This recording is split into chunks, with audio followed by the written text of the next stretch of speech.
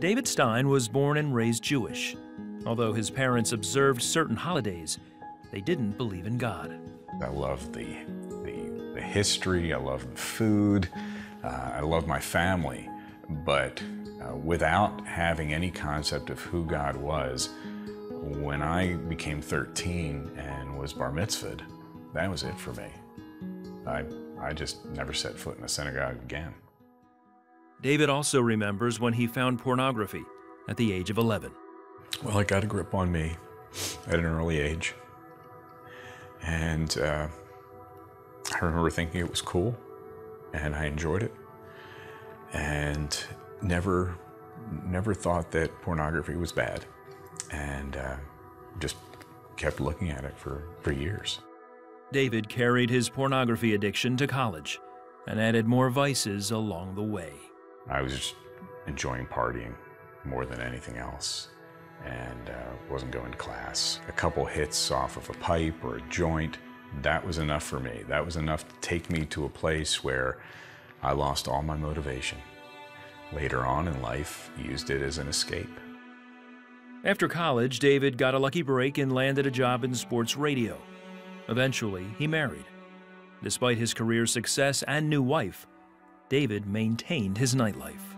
I guess there's this moral compass of I shouldn't be doing these things, but pursuing pleasure, sexual sin, pot, alcohol, that was my passion. I didn't feel like I was living on the edge. I felt like I was just normal. After years of affairs and womanizing, David destroyed his home life, and his marriage of 10 years was suddenly over. It was crushing to know that I had wounded someone so deeply. To feel alone and abandoned, though it was my fault, the night that it ended. And I was laying on the floor of a half-empty closet because only my stuff was left. And I remember being in a fetal position. And I thought, how did I become this? The night he hit rock bottom, David said he felt a supernatural power take over his body. I just felt like I was being picked up off the floor.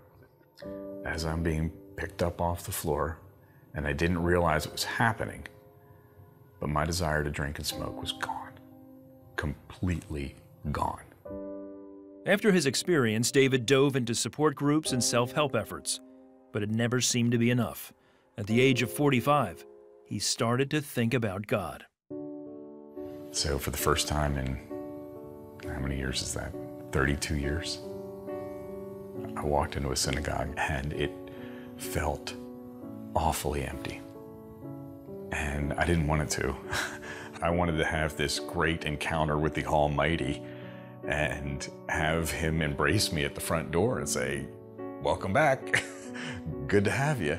And it was cold.